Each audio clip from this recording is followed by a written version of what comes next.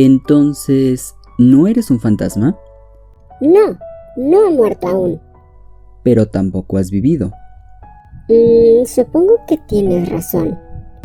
Aquella joven parranchina que aseguraba ser un espíritu Shikigami devoró los dangos con tanta prisa que Hamabaran temió que se atragantase. Saludos, integrantes del gremio del bardo. Hoy, su bardo de confianza viene a cantar para ustedes la historia olvidada de un viajero originario de Sumeru que encontró en su camino a una curiosa acompañante. Esta es la historia de las guerras de Hamabaran.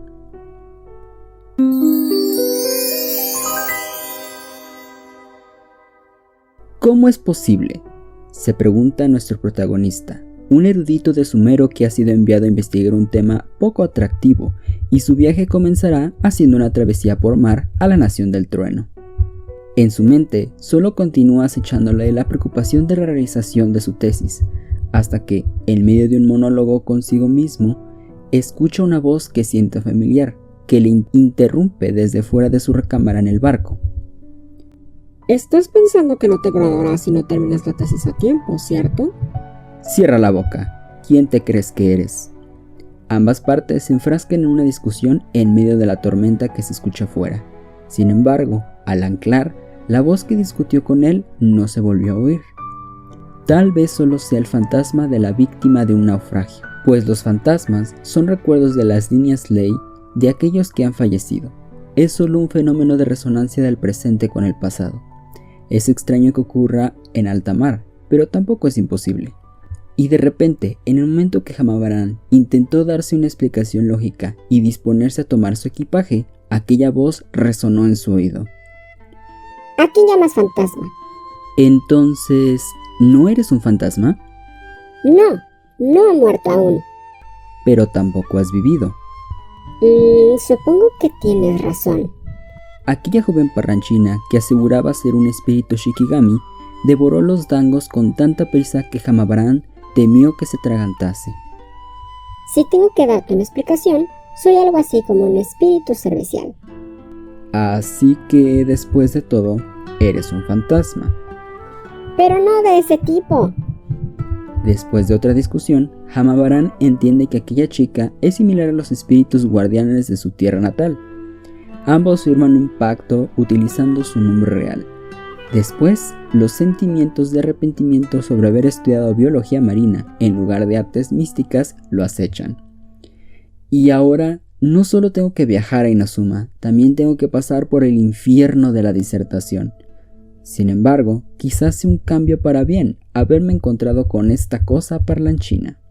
Aquí culmina, por ahora, la obra de las guerras de Hamabaran. Sin embargo, se incluye un prólogo a la edición que nos brinda mayor información del contexto de producción de la publicación y sobre el personaje de Hamabaran. Aparentemente, después del boom del evento editorial organizado por Yae Miko en Inazuma, esta novela es genial, la editorial Yae ha comenzado una nueva empresa al editar novelas y escritos que vienen de fuera de Inazuma. Este es el caso de esta obra. La historia sucede antes del decreto de cierre de fronteras y narra las aventuras de Hamabaran, un guerrero consumado de Sumeru. En sus historias se cuenta cómo ayudaba a aquellos en apuros y que contuvo el mal en el reino de la luz. Pero sus historias quedaron olvidadas durante el periodo de prosperidad de su excelencia. La autora en ascenso y amiga personal, Pursina, da un soplo de vida fresco a esta obra.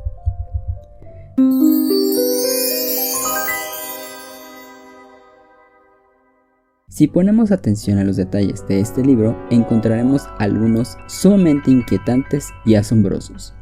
En primer lugar, tenemos a un erudito que pasará a ser, según el prólogo y la leyenda original, un guerrero consumado, y su primer travesía será de Sumeru a Inazuma, por mar. En su viaje en barco, una voz familiar pero desconocida entabló una conversación con él, y, sorprendentemente, la voz que pensaba proveniente de un fantasma de un naufragio resulta ser una chica parlanchina, glotona y con muchos ánimos de discutir. Ella le dice que es un Shikigami, o algo parecido a un espíritu servil, y comienzan su aventura. Pero en el juego ya hemos visto un espíritu Shikigami, y por la forma en la que se describe directamente como una chica, nada tiene que ver con el espíritu Shikigami, ni en el juego ni en la mitología japonesa.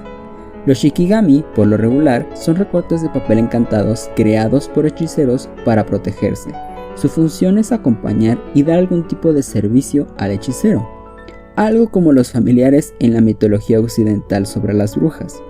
Pero, durante el evento de la 2.2, conocimos a un Shikigami que había sido creado por un hechicero para proteger y cuidar el dominio, que terminó representando el corazón del hechicero mismo, pero en verdad era una fisura entre el mundo de Teyvat y el abismo, que el hechicero terminó cerrando, y usando la energía abisal como batería para la existencia del dominio mismo. Este Shikigami es uno de estos recortes de papel y corresponde al 100% con la descripción tradicional y dentro del juego. Ahora bien, creo que conocemos a otro personaje que hace su primera aparición en el mar.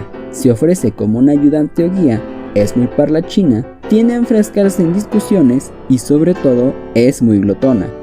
Según la secuencia de entrada, el viajero o viajera encuentran a Paimon en un día de pesca, pero no tenemos detalle de sus primeras interacciones. No sabemos realmente por qué Paimon tiene un interés tan genuino por el viajero o viajera. ¿Será que hay un contrato de por medio? Quizás sea por esto que Paimon teme el hecho de que el viajero o viajera también realizaran otro contrato con la genio Lilupar durante nuestra aventura en Sumeru. Pero alimentaré un poco las teorías con lo siguiente. En el prólogo de la obra hemos visto que esta versión que leemos es una reelaboración de una leyenda de Sumeru, tierra de origen de Hamabaran.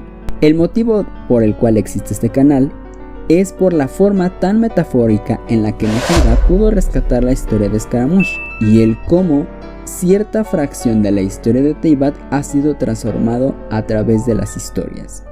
Puede que la leyenda efectivamente fuese de Sumeru en este caso, pero el protagonista no lo haya sido, que su nombre tampoco fuese Hamabaran, pero que sí tuviese el papel de un guerrero que ayudaba a quien lo necesitase y también que pudo contener el mal en el reino de la luz.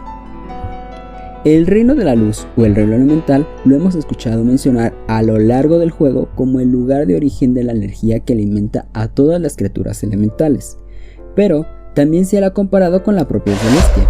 Es decir, si Celestia obtiene su poder de los elementos, acá el reino elemental, con el cual puede dotar de poder a las gnosis de los arcontes, y en este prólogo se nos habla de que este héroe detuvo el mal en el reino de la luz, pero podemos ver que no hay perturbaciones ni problemas hasta ahora con las criaturas elementales, quizá muy probablemente el reino de la luz se refiera a Celestia. Si el mal fue contenido en Celestia, esto podría explicar el por qué ha permanecido dormida, al igual que Venti o Dablin, que fueron contaminados por la corrupción de Decarabla, que generó su contacto directo con el conocimiento prohibido, y tuvieron que permanecer dormidos durante mucho tiempo. Esto daría muchísimo más fuerza a la teoría de la colorimetría, que ya he mencionado en el video sobre la leyenda de la lavadora fragmentada, en el que la diosa desconocida puede leerse como una entidad corrupta por el conocimiento prohibido. Y si aceptamos que el periodo de tiempo del que habla la obra, en el que fue olvidada esta leyenda en Inazuma, siendo rescatada por esta autora desconocida, es el periodo posterior a lo sucedido en Kaenria y el asesinato de Makoto, entonces todo cuadra. La leyenda nos da cuenta de un héroe del pasado, contemporáneo a lo sucedido en Kaenria, que pudo contener el mal en Celestia o el reino de la luz, aunque esto solo es una posible lectura. Así que parece que Paimon o una chica parecida a Paimon ya ha aparecido antes en la historia de Teyvat, acompañando a los héroes que se dedican a detener el mal. ¿Será este el pasado olvidado de Paimon? ¿Por qué el Irminzo no te da información de ella? ¿O es acaso que sí la tiene? ¿Y cómo es que se ordena cronológicamente todo el pasado? Bueno, eso será asunto para después. Investigué un poco el nombre de Hamabaran y encontré que el nombre pertenece a un lugar descrito en un poema de origen iraní. Dentro de la literatura persa antigua, en este lugar se dio una batalla por el trono de la región. En la batalla se encontraron los abisinios, Abyssinians en inglés, contra el rey de Hamabaran, que había perdido la ciudad contra estos, y el rey Khosrow, señor de Sasania, quien ayudaría a la recuperación de Hamabaran por parte de su rey. Khosrow usaría 800 presos sentenciados a muerte para pelear en la guerra entre los abisinios y los persas. El resultado de la batalla sería la derrota de los abisinios y la integración de Hamabaran al reino de Sasania. Lo que voy a decir a continuación puede ser mera coincidencia, pero me llama la atención que el rey de Hamabaran pelease por su trono contra el pueblo de los abisinios, que en inglés Abyssinians tiene cierta cercanía fonológica con Abyssal o Abisal, que sería alguien venido del abismo. Creo que este dato es intrigante, por lo menos. Por último, hablemos de la supuesta autora y cercana amiga de la editorial Yae. Su nombre me parece por demás un tipo de seudónimo hecho aposta para ocultar la verdadera identidad del autor o autora, ya que Pursina es en realidad el material del que están hechos los clavos de Pursina, que en el juego son mecanismos que han aparecido en algunos eventos, que cargamos con energía electro para ayudarnos a paralizar y vencer más rápidamente a las oleadas de enemigos. Es curiosa la forma en la que Pursina está relacionado tanto con dinámicas de combate que se nos presentaron en Inazuma, como que sea la editorial Yae la que de nuevo publique reelaboraciones de leyendas más antiguas que lo sucedido en Khenria. Quizá nuestra Kitsune favorita sepa muchísimo más de lo que se nos ha mostrado durante nuestro paso por la Nación del Trueno.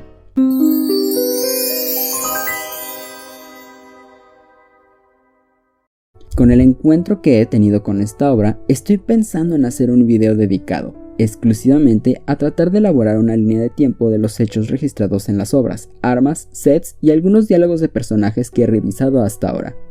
Si les gustaría algo así, pueden dejarlo en los comentarios. Si les gustaría que analizara alguna obra de su interés o que me dedicara a hablar sobre más personajes o historias interesantes que ustedes hayan encontrado durante su viaje por Teyvat, no duden en ponerlas en los comentarios. Recuerden pasarse por TikTok, en cuya red subo cortos de estos videos y desarrollo temas que no me da tiempo por aquí o que considero que son muy pequeños para un video propio. No olviden dejar su like y compartir estos videos con personas que sean fans del lore de Genshin Impact. Y bueno, ya sin más, me despido. Que las historias les acompañen a través del viento y el tiempo. Hasta la próxima.